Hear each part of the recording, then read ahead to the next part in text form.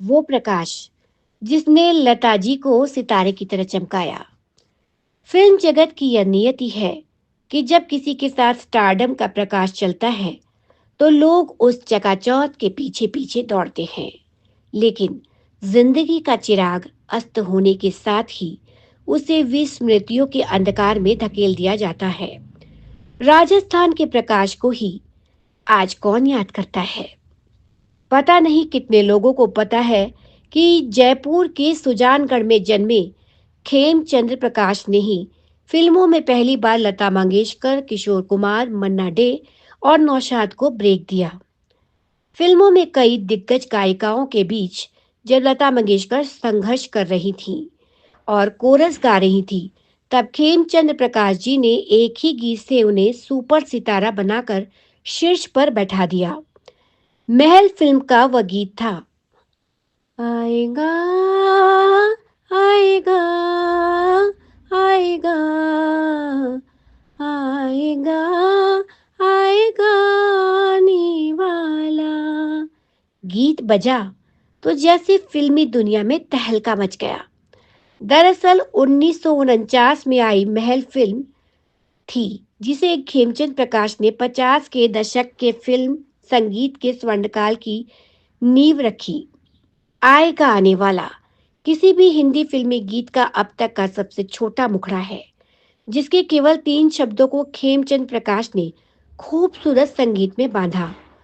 उनके गंडाबंद शिष्य my love fame संगीतकार दान सिंह ने एक बार कहा था, गुरुजी संगीत जगत को यह चुनौती दे गए हैं, वो आएगा आने वाला बनाकर चले गए, कोई जाएगा जाने वाला बनाकर दिखा दे। खेमचंद प्रकाश के महल और इसके बाद के सफर की शुरुआत जयपुर के महलों से हुई।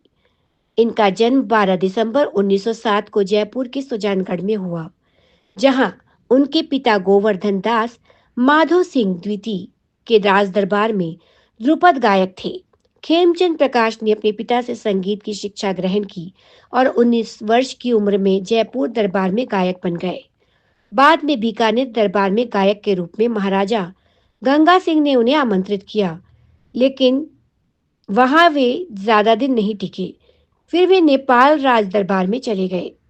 नेपाल में राजा की मृत्यु के बाद वे कोलकाता आ गए और प्रसिद्ध संगीतकार तिमिर बरन के सहायक के रूप में न्यू थिएटर्स से 110 रुपए प्रति माह का अनुबंध कर लिया। तिमिर बरन उस समय देवदास में संगीत दे रहे थे, जो कि 1935 में बनी थी। दान सिंह ने एक बार बताया था कि देवदास के 2 चर्चित गीतों बाला माए बरसों मेरे मन में और दुख के दिन अब बीतत नाही की धुन असल में खेमचंद प्रकाश ने ही बनाई थी, लेकिन उन्हें क्रेडिट नहीं मिला। पंकज राग के पुस्तक धुनों की यात्रा में भी इसका जिक्र है।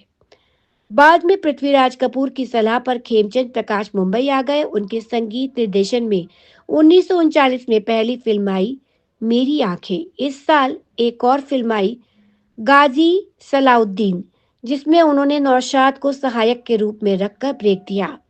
खेमचंद प्रकाश के संगीत सफर का एक महत्वपूर्ण पड़ाव था फिल्म तानसेन, जो कि 1943 में बनी। इसमें केएल सहगल और खुर्शीद के गाए गीतों ने धूम मचा दी। सहगल का राग दीपक आधारित गीत जगमग जगमग दिया जलाओ के लिए खेमचंद ने 1 माह तक कठोर परिश्रम किया और दीपक राग में यह आज भी अद्वितीय प्रयोग माना जाता है।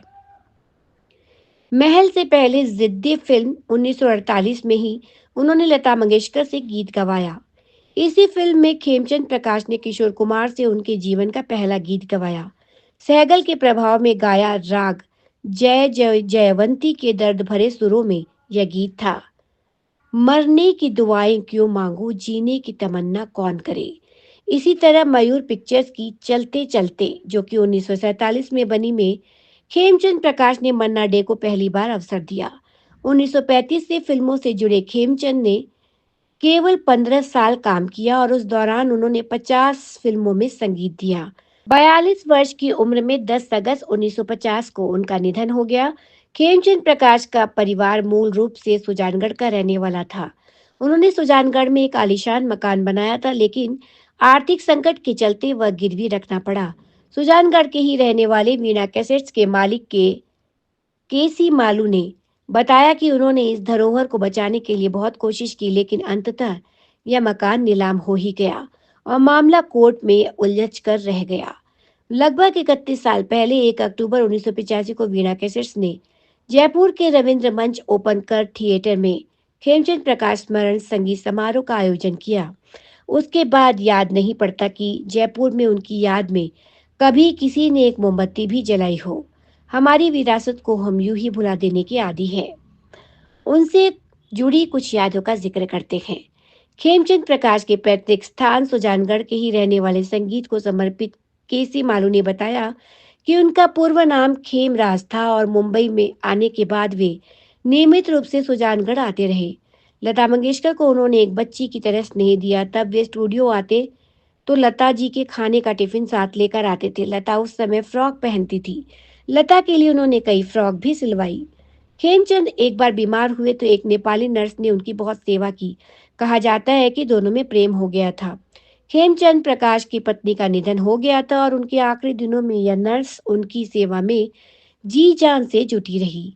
जानकारों का कहना है कि खेमचंद प्रकाश के निधन के बाद यह नर्स पागल हो गई थी। कुछ जानने वालों ने मदद की कोशिश भी की, लेकिन उसने उसने कोई मदद ली नहीं। गुलशन नंदा ने लिखा था उपन्यास से सकते साज। कभी लोकप्रिय साहित्य के बेताज बादशाह रहे गुलशन नंदा ने खेमचंद प्रकाश के जीवन को लेकर एक उपन्यास लिखा था, सिसकते साज। यह आधी हकीकत थी और आधा फसाना। बाद में 1976 में इस पर एक फिल्म भी बनी महबूबा नाम से। राजेश खन्ना व हेमा मालिनी अभिनीत शक्ति सामंत की सुपरहिट फिल्म में भी नायक का नाम प्रकाश ही था। इस फिल्म का जो गीत मशहूर हुआ था, वैसे इस फिल्म के सभी गीत मशहूर थे, लेकिन महबूबा फिल्म का ये गीत बहुत मशहूर था। मेरे नैना सावन भादो, फिर भी मेरा मन प्यासा, फिर भी मेरा मन प्यासा। तो आज के लिए बॉलीवुड में इतना ही। मुझे दीजिए अनुमति, फिर मिलूंगी आपसे जल्दी ही। तब तक के लिए नमस्कार।